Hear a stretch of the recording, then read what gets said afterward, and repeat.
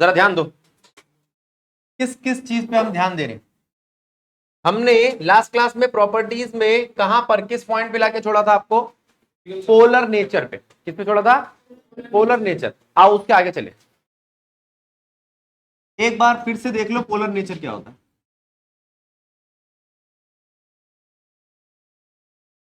HCl ये कम negativity दिखाता है, ये ज्यादा नेगेटिविटी दिखाता है, और ये इसका इस तरीके से पोलर नेचर दिखाई देता है। ठीक है, पोलैरिटी दिखाई देती है। लेकिन अगर मैं इसको देखूं तो दोनों बराबर है। ठीक ठीक, अच्छा, तो ये इसका अगर मैं पोलर नेचर पूछूं तो नेट डाइपोल 0 है, नेट डाइपोल 0 है। इसी तरीके से आप यहां पर भी बात कर सकते हो, देखो आपको समझ में आएगा।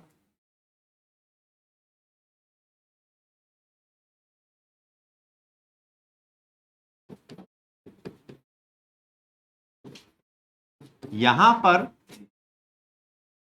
ये पोलर है, CO पोलर है, CO पोलर है, लेकिन एक दूसरे को काट रहे हैं।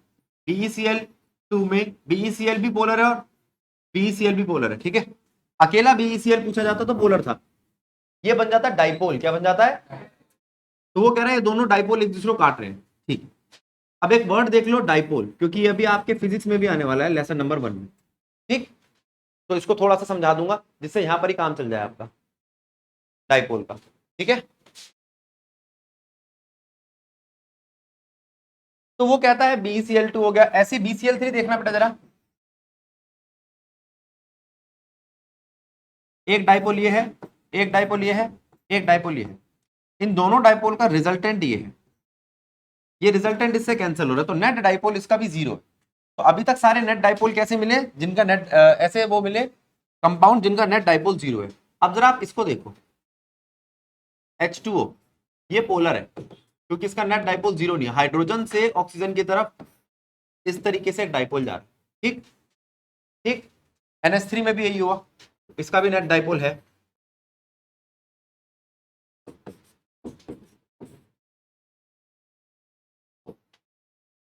नेट डाइपोल, इसका भी नेट डाइपोल। इस पूरे पेज को देख लो, नेट डाइपोल समझ लो सब। नेट डाइपोल बताने के बाद जो अगली चीज आती है वो क्या है,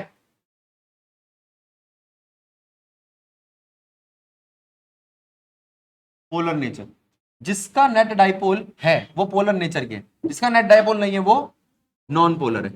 तो एक बार इसको, इस टर्म को समझ लो, डाइपोल क्या है।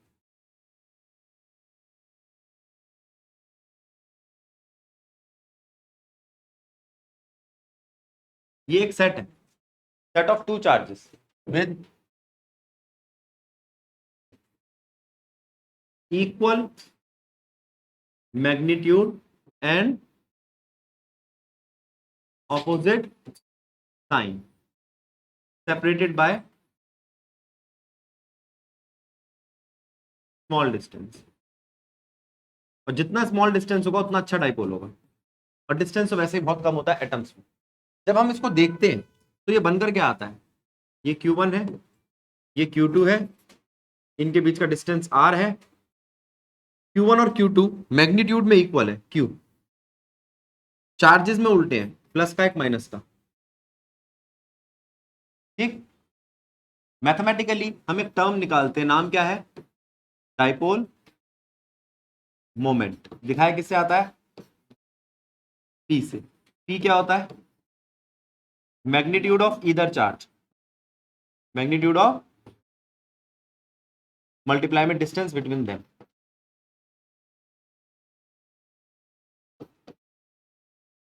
अब ये कैसे पता चलेगा, मैग्नीट्यूड क्या किसी चार्ज का, दोनों चार्ज का मैग्नीट्यूड Q है, प्लस और माइनस का फर्क है, और डिस्टेंस कितना है उनके बीच में, R। R या 2a। फिजिक्स में हम सारी चीजें सेंटर से नापेंगे इस चैप्टर में, इसलिए इसको 2a भी कह दिया जाता है, उससे परेशान मत होना। ठीक, अच्छा, चार्ज की यूनिट क्या है, कूलम, और डिस्टेंस की तो डाइपोल मोमेंट की क्या बनी, अगर किसी का 0 कूलम मीटर है इसका मतलब नेट डाइपोल 0 है, कुछ भी कूलम मीटर है तो उतना ही नेट डाइपोल है, जितना नेट डाइपोल है उसी के हिसाब से हम क्या पता लगाएंगे कि कोई चीज पोलर है या, ये सेंटर से नापेंगे ना अभी, जब फिजिक्स में जाएंगे ना तो सारी कैलकुलेशन यहां से होंगी, तो ए और ए दिखने लगे इसलिए बस, ठीक है। फिजिक्स में इसी से हम पता लगाएंगे एक्सियल पोजीशन, इक्वेटोरियल पोजीशन। अब इस डाइपोल के बाद बारी आती है आपकी किस चीज की, ये पोलर नेचर को और नॉन पोलर नेचर को समझाता है, ठीक है। डाइपोल है, नेट डाइपोल है, नेट डाइपोल एग्जिस्ट करता है तो पोलर, नेट डाइपोल 0 है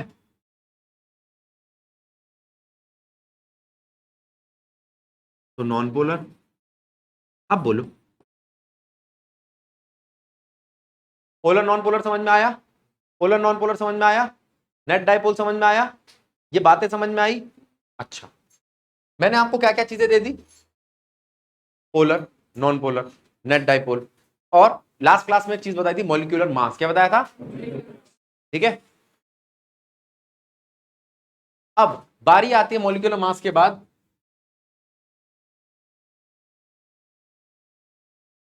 हाइड्रोजन बॉन्डिंग, एक एक करके बात को समझना।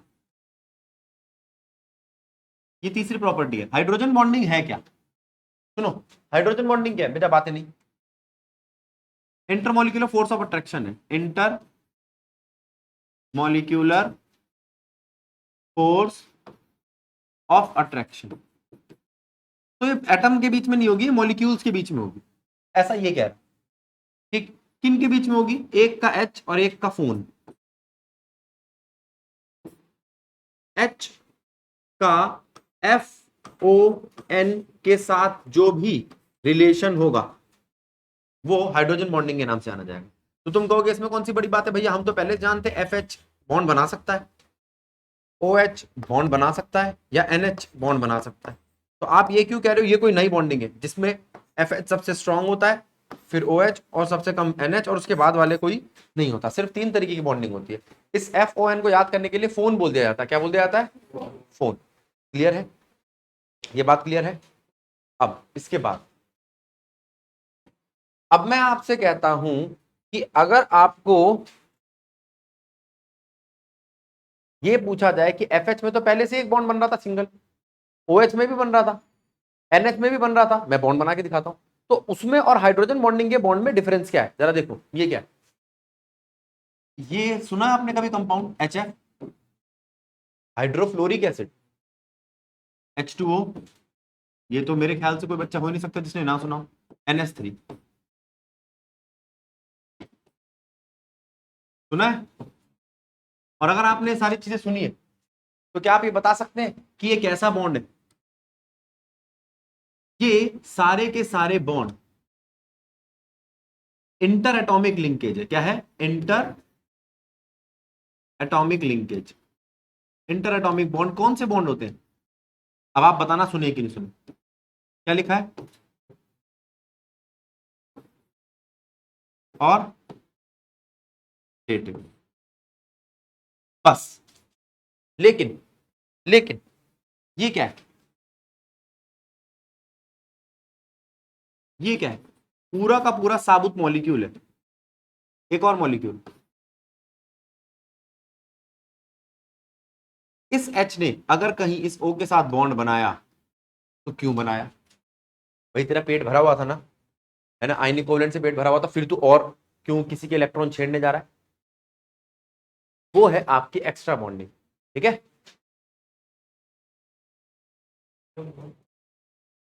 ठीक है, वो है आपकी एक्स्ट्रा बॉन्डिंग, और वो एक्स्ट्रा बॉन्डिंग क्या है, हाइड्रोजन बॉन्डिंग। ये हाइड्रोजन बॉन्डिंग कब आती है, जब हाइड्रोजन के साथ फोन बैठा हो। अच्छा, एक ये बॉन्डिंग दिखाई दी मुझे एच एफ के बीच में, NH3 के साथ देखी मैंने, क्या ये भी दिखा सकता है, हाँ, NH3 ने भी NH3 के साथ दिखाई, वो सब बातें करेंगे। N ने H के साथ दिखाई, ये भी एक्स्ट्रा बॉन्डिंग है, ठीक है। अच्छा, अब बारी आई फिर से, हाइड्रोजन बॉन्डिंग क्या है? ये हाइड्रोजन बॉन्डिंग क्या है? पहले बोलना आपको, ये मॉलिक्यूल्स के बीच में होती है, इंटर एटॉमिक नहीं, इंटर मॉलिक्यूलर। अब देखो बॉन्डिंग के साथ मैं एक और वर्ड लिख रहा हूं, तो तुम कहोगे हाँ ये तो हमने नाम सुना हुआ है। बोलो कहां सुना था इंटरमोलिकुलर फोर्स ऑफ अट्रैक्शन? ये इंटरमोलिकुलर फोर्स ऑफ अट्रैक्शन है, कहां नाम सुना था इसका? क्लासिफिकेशन ऑफ मैटर में, सॉलिड लिक्विड गैस में, ठीक है, ठीक है। अब सुनो और समझो, अब एक नया टॉपिक डाल रहा हूं, इसी हाइड्रोजन बॉन्डिंग से जुड़ता हूं, फिर आप कहोगे हाँ ये चीज अब कनेक्ट कर रही है प्रॉपर्टी से। अगर मैं आपसे कहता हूं कि क्या H2O के पास हाइड्रोजन बॉन्डिंग है, बोलो। है। H2O के पास है, H2S के पास है नहीं, H2SE के पास नहीं, और H2 और कौन आता है, TE के पास नहीं। तो आप कहोगे नीचे जाते वक्त मॉलिक्यूलर मास बढ़ता है, हाँ जी बढ़ता है। आपको पता है मॉलिक्यूलर मास बढ़ने से क्या बढ़ता है? मॉलिक्यूलर मास बढ़ने से वैन डर वाल फोर्स बढ़ती है, बिल्कुल बढ़ती है। वैन डर वाल फोर्स बढ़ने से मेल्टिंग पॉइंट बढ़ता है, बॉइलिंग पॉइंट बढ़ता है। लेकिन एक्सेप्शनली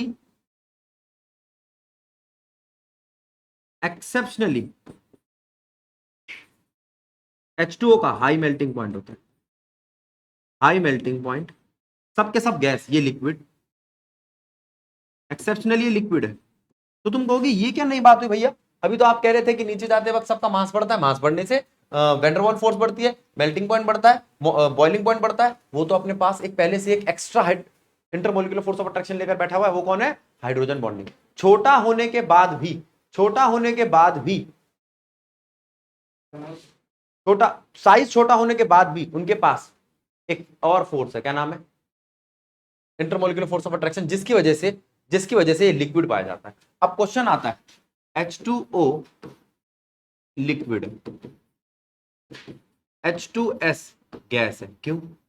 अच्छा ये आ जाए कि मेल्टिंग पॉइंट H2O का ज्यादा है, फिर आपको ये बोलना चाहिए भैया जो लिक्विड है उसका ज्यादा ही होगा, तो क्यों ज्यादा है? सबका एक ही जवाब है, intermolecular force of attraction, due to intermolecular force of attraction. अच्छा अब अगली बारी कोई कहीं तुम फोन देखो FON और ये आए इसका ये ज्यादा है, इसका वो ज्यादा है, इसकी सॉल्युबिलिटी ज्यादा है, इसका मेल्टिंग पॉइंट ज्यादा है, इसका बॉइलिंग पॉइंट ज्यादा, तो आपके दिमाग में सबसे पहले क्या आना चाहिए?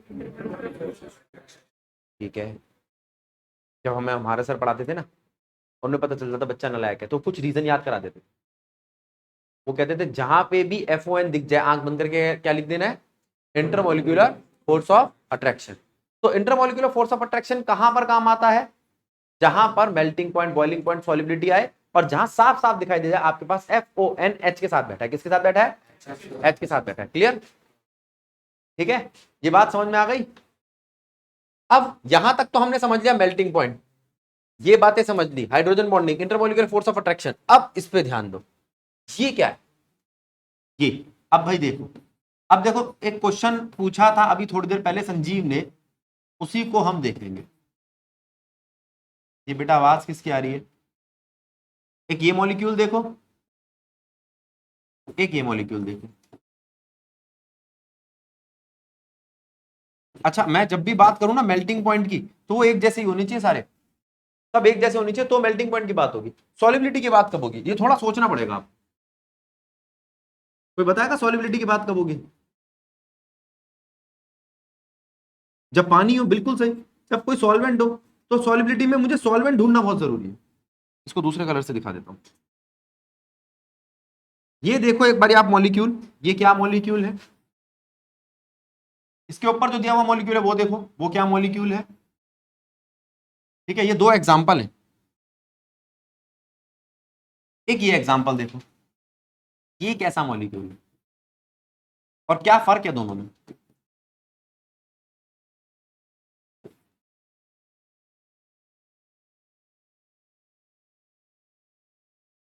इन दोनों, इन सब में मैंने हाइड्रोजन बॉन्डिंग करी है, क्या करी है?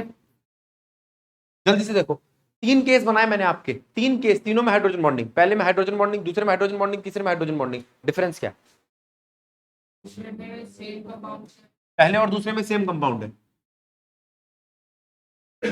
Homogeneous inter molecular hydrogen bonding, इसमें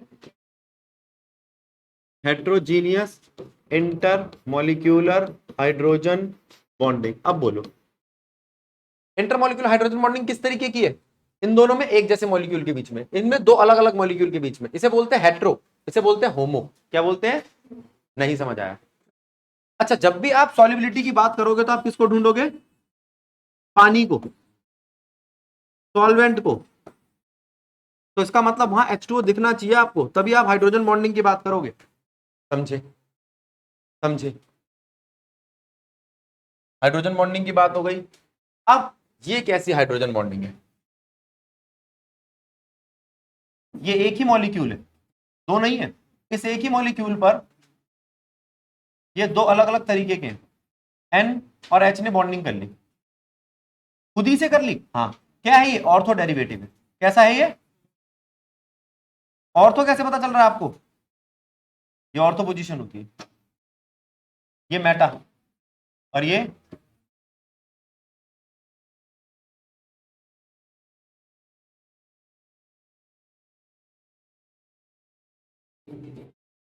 क्या है बेटा? पैरा। पैरा डेरिवेटिव जो होते हैं, पैरा डेरिवेटिव जो होते हैं वो इतनी दूर नहीं बना पाते कनेक्शन, तो उनको एक नया चाहिए होता है।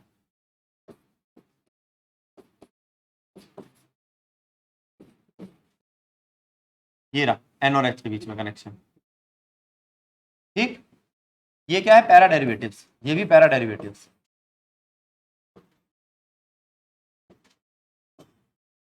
पैरा डेरिवेटिव्स और ऑर्थो डेरिवेटिव्स में क्या डिफरेंस है? ऑर्थो ऑर्थो डेरिवेटिव्स कैसे होते हैं?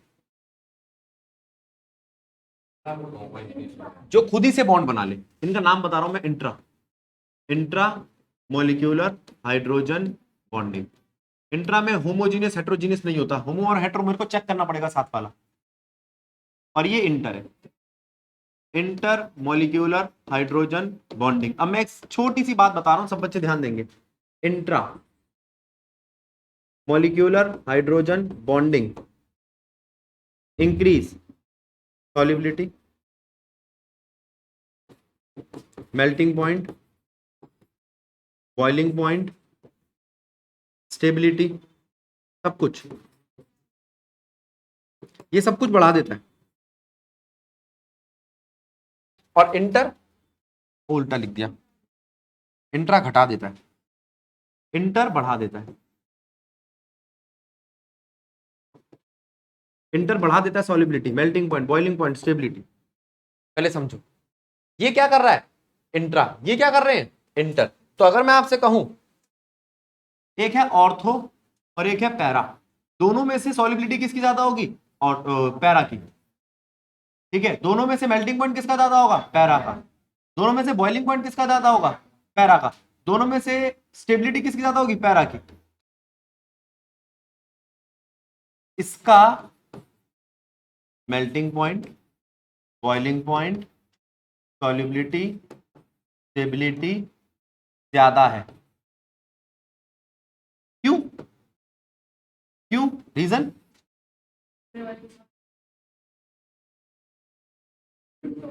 पैरा का सब ज्यादा होता है बेटा, due to inter molecular hydrogen bonding. Inter molecular hydrogen bonding की वजह से पैरा का सब कुछ ज्यादा होता है, ऑर्थो का सब कुछ कम होता है। नहीं नहीं नहीं नहीं, सॉल्युबल का मतलब यहाँ पर ये रिएक्शन समझ रहा है। हाँ, बात सही भी है, सॉल्युबिलिटी भी एक तरीके की रिएक्शन है, लेकिन फिजिकल प्रोसेस टाइप मान के चलते हैं उसको। ठीक है, स्टेबल होता है, पैरा ज्यादा स्टेबल होता है एज कंपेयर टू ऑर्थो। हाँ, है क्या? Melting point, boiling point, stability, solubility, ये 4 चीजें ज्यादा है। ठीक है, और तेरे चश्मे का नंबर। ये तेरे को चारों चीज दिखाई नहीं दी बेटा लिखी हुई? इसका melting point, boiling point, solubility और स्टेबिलिटी ज्यादा है। कन्नड़ में लिखा है हमने, है? अच्छा हाँ, वही मैं कह रहा हूँ ना। अब यहां तक बात समझ में आई? किसका ज्यादा होगा, ऑर्थो का या पैरा का? ऑर्थो और पैरा डेरिवेटिव में से हमेशा पैरा का ज्यादा होगा। और अगर आपको दिखाई दे कि किसी के अंदर हाइड्रोजन बॉन्डिंग हो ही नहीं रही तो उसका भी सब कुछ कम होगा। अभी तक हम बेसिक बातें सीखे हैं, क्या? मॉलिक्यूलर मास, पोलर नेचर और हाइड्रोजन बॉन्डिंग। अब ब्रांचिंग पे जा रहे हैं, और ये आपने सुन रखी है, देखना कैसी ब्रांचिंग है।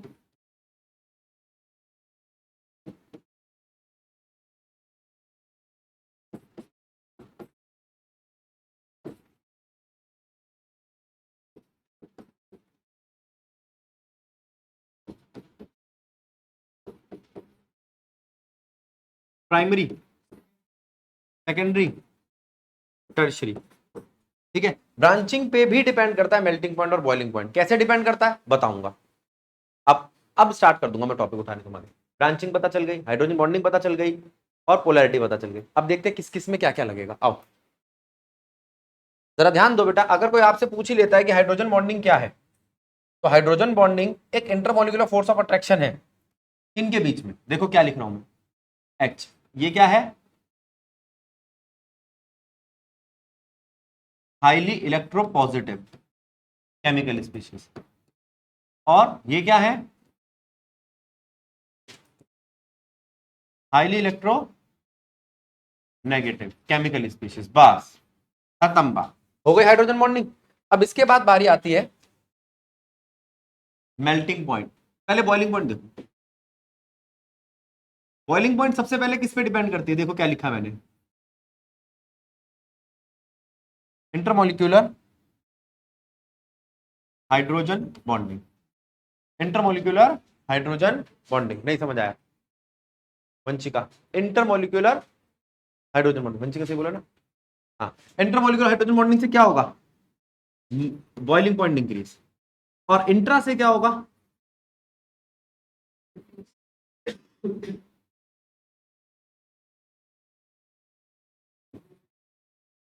तीसरा point polar nature. Polar nature से क्या होगा? इंक्रीज। चौथा पॉइंट मॉलिक्यूलर मास, इंक्रीज। सबसे इंक्रीज होता है बॉइलिंग पॉइंट। आसान है, आसान है। अच्छा, पांचवा ब्रांचिंग, इससे डिक्रीज होता है। ब्रांचिंग से क्या होता है? अच्छा, ये किसकी बात हुई? बॉइलिंग पॉइंट की। इसके बिल्कुल साथ में मैं लिख रहा हूं सॉलिबिलिटी, क्योंकि सॉलिबिलिटी बिल्कुल कॉपी है। देखना क्या क्या चीजें कॉपी है।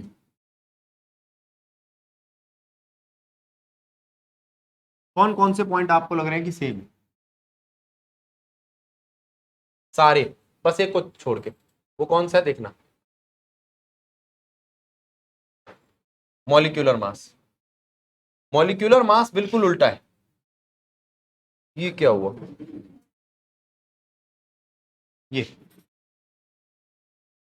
मॉलिक्यूलर मास अगर बढ़ा तो सॉलिबिलिटी घट जाएगी, मॉलिक्यूलर मास बढ़ा तो सॉलिबिलिटी घट जाएगी। बड़े मॉलिक्यूल्स कम डिसॉल्व होते, बड़े मॉलिक्यूल्स इजीली डिसॉल्व नहीं होते। अच्छा, अब ये सारी बातें लिखने के बाद अगर कोई पूछे मेल्टिंग पॉइंट में क्या फर्क है, तो सबसे पहला जो पॉइंट आता है वो है सिमिट्री। क्या आता है?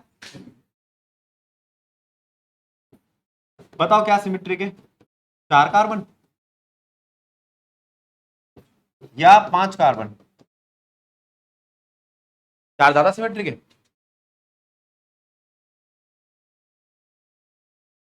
हाँ, अच्छा, मास किसका ज्यादा है? अगर मैं पूछूं मॉलिक्यूलर मास, मॉलिक्यूलर मास, तो मॉलिक्यूलर मास तो 5 वाले का ज्यादा है, लेकिन फिर भी मेल्टिंग पॉइंट 4 वाले का क्यों ज्यादा है? सिमेट्रिक है। क्या है? सिमेट्रिक। अगर मैं आपसे सिमेट्री के लिए ये पूछूं कौन ज्यादा सिमेट्रिक है, ऑर्थो पे लगा हुआ या पैरा पे लगा हुआ? पैरा ज्यादा सिमेट्रिक है, ऑर्थो कम सिमेट्रिक है। क्लियर हुई बात?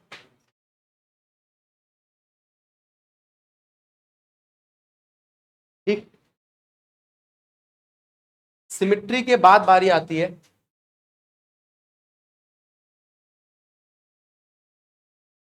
इसकी, ये लो, अरेंज करो increasing order of, arrange in increasing order of boiling point, melting point या सॉलिबिलिटी। बोलो अब देखना क्या लिखा मैंने,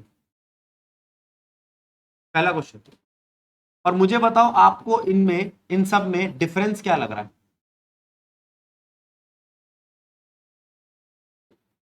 क्या डिफरेंस है? मॉलिक्यूलर मास का, बिल्कुल सही। अब क्या डिफरेंस है?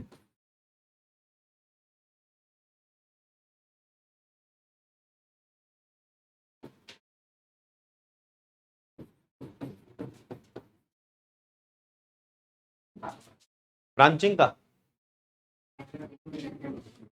ये और इसके पास एक एक्स्ट्रा सिर्फ एच ही है। ये सीधा साधा, ना पोलर नेचर ना हाइड्रोजन बॉन्डिंग, इसके पास हाइड्रोजन बॉन्डिंग, इसके पास पोलर नेचर, आ गया फर्क। अब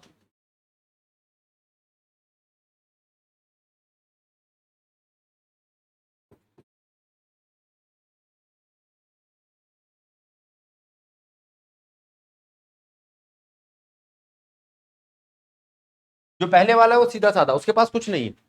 जो दूसरे वाला हाइड्रोजन बॉन्डिंग, हाइड्रोजन बॉन्डिंग, इसकी ज्यादा अच्छी हाइड्रोजन बॉन्डिंग, इसकी कम अच्छी हाइड्रोजन बॉन्डिंग, उसके पास पोलर नेचर। अब हाइड्रोजन बॉन्डिंग को कैसे जज करोगे? Order for hydrogen bonding. अब बच्चा क्या कहेगा, भैया फोन से जज करूंगा और क्या, आ जाओ। अगर मैं इसकी बात करूं तो ओ OH के साथ बैठा हुआ है, ओ किसके साथ बैठा हुआ है, तो हाइड्रोजन बॉन्डिंग दिखाएगा। फिर OH के साथ बैठा हाइड्रोजन बॉन्डिंग दिखाएगा, NH के साथ बैठा हाइड्रोजन बॉन्डिंग दिखाएगा, हाइड्रोजन बॉन्डिंग दिखाएगा, कम दिखाएगा। हाइड्रोजन बॉन्डिंग चाह के भी नहीं दिखा पाएगा, इसमें हाइड्रोजन ही नहीं बचा। इसे कहते हैं primary amine, secondary amine, tertiary amine. इसे कहते हैं कार्बोक्सिलिक एसिड, इसे कहते हैं अल्कोहल। तो सबसे ताकतवर कौन है? फिर इनके बाद क्या ये दिखाएगा हाइड्रोजन बॉन्डिंग? नहीं, F हाइड्रोजन से सीधा जुड़ा नहीं है। क्या ये दिखाएगा हाइड्रोजन बॉन्डिंग? नहीं।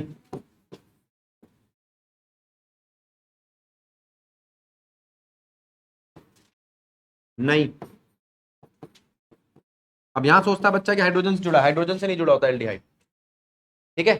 फिर एक एक्सेप्शन आता है, अभी बोला मैंने ये नहीं दिखाते, समझो। RCHO में कौन दिखा सकता है hydrogen bonding? HCHO, CH3 CHO, CH3 COCH3, inter molecular hydrogen bonding दिखाते हैं। किसके साथ? पानी के साथ, अकेले नहीं।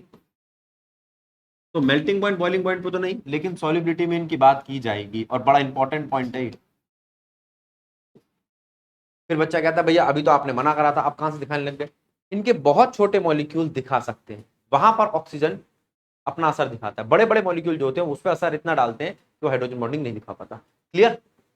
अब इसके हिसाब से क्या आप इनको अरेंज कर पाओगे, इस पेज को?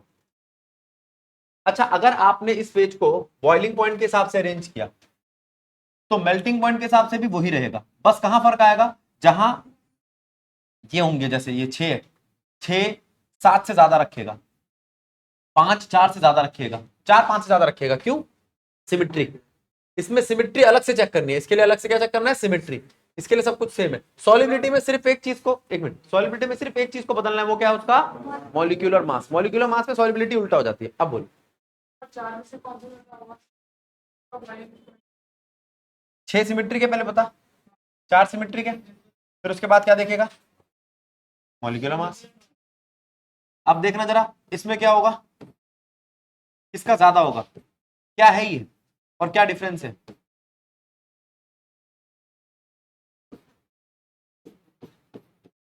क्या डिफरेंस है?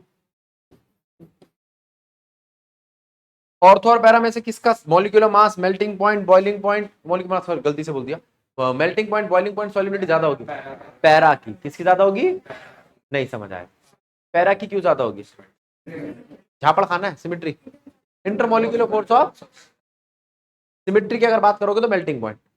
बेटा जिसके रीजन सही नहीं है उसको 0 मिलेगा अरेंजमेंट वाले क्वेश्चनों में, तो कृपया करके जल्दी से इनको नोट करो।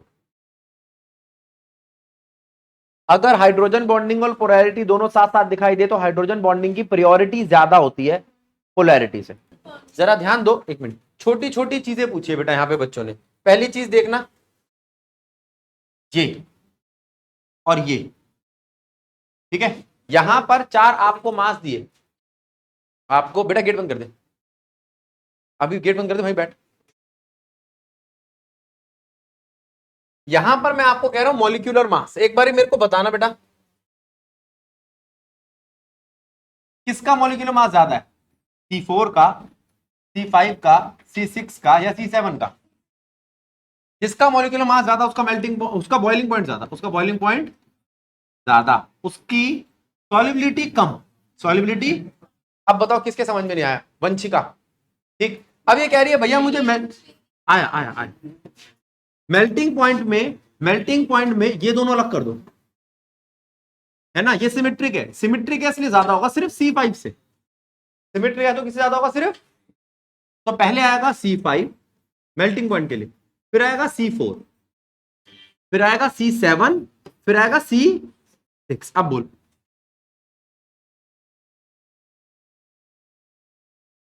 सबसे पहले हम ये देखते हैं इसके पास एच बॉन्डिंग है भी, है ही नहीं। इसके पास ना, कहां गया, इसके पास ना हाइड्रोजन बॉन्डिंग है ना पोलर नेचर है। ये कहती है प्रायोरिटी सेट करके दो। सारे बच्चे ध्यान दो, अच्छा क्वेश्चन पूछा इसने। देखो बेटा वंशिका क्वेश्चन पूछ रही है,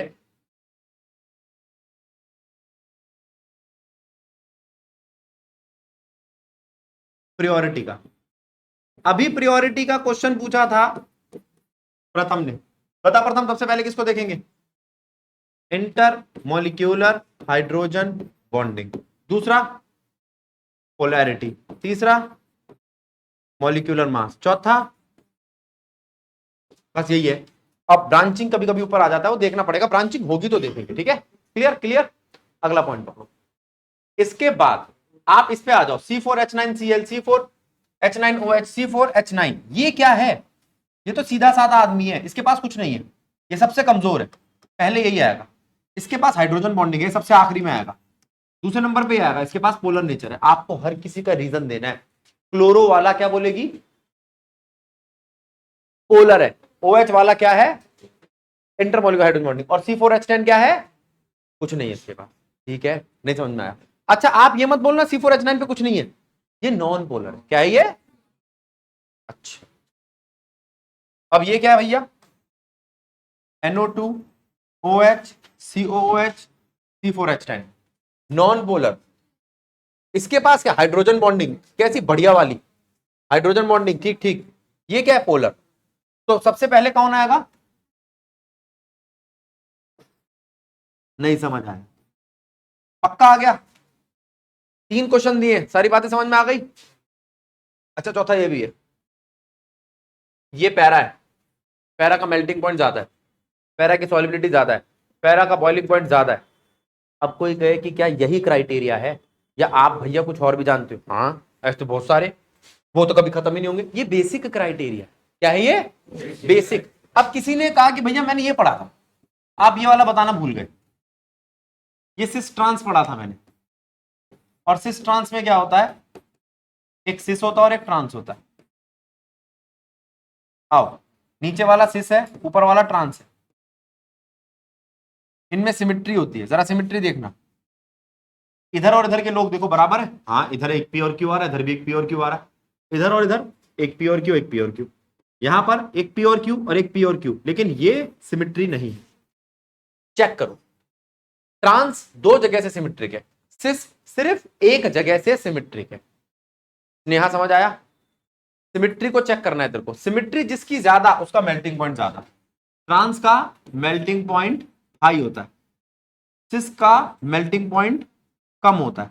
ये जैसे जैसे आएंगे हम तब देखा करेंगे। ये बहुत इंपॉर्टेंट हुआ करता था पिछले साल, क्योंकि हाइड्रोकार्बन में एल्कीन था, इस साल सिस ट्रांस का हम देखने को मिलेगा। क्यों? 4 चैप्टर, चारों में कहीं पे भी एल्कीन नहीं, तो इसका मतलब ये नहीं कि पॉइंट ही वैलिड नहीं है। वो क्या, अब वो किस पे आएगा? वो जनरल पॉइंट नहीं रहेगा, स्पेसिफिकेशन पे आ जाएगा।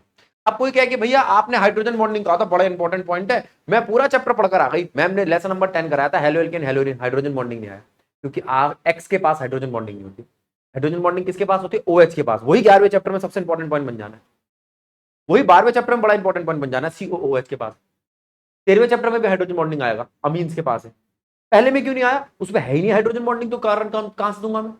ठीक है, बेंजीन जब आएगा तब ऑर्थोपैरा की बात करोगे, वरना ऑर्थोपैरा की बात नहीं करोगे। समझ रहे हो? ये सारे पॉइंट जो मैंने बताए क्या है? जनरल। बात समझ में आई? Melting point, boiling point, solubility clear हुआ, हाइड्रोजन बॉन्डिंग और पोलैरिटी क्लियर हुआ। अब इसके बाद अब किसी बच्चे ने कहा भैया सब कुछ आता था फिर पेपर नहीं आया, क्यों? क्या क्या चीजें बताई अब तक जीओसी में मैंने? नाम, आइसोमेरिज्म, स्ट्रक्चर, प्रॉपर्टी, ये सब ही चीजें आपको, इन सब में एक्सपर्टी होनी चाहिए। अब मैं एक क्वेश्चन देता हूं, आपको सब कुछ आता है फिर भी क्वेश्चन अटक जाएगा, अभी के लिए अटकेगा 100%, क्योंकि एक नाम मैंने आपको सिखाया नहीं है। ठीक है, अगर आपने खुद कराओ तो बहुत अच्छी बात है। देखो कोई भी टीचर सारी चीजें तो कराएगा नहीं, कुछ चीजें बच्चे खुद कर लेते हैं। बेंजल्डिहाइड नाम सुना है? दूसरा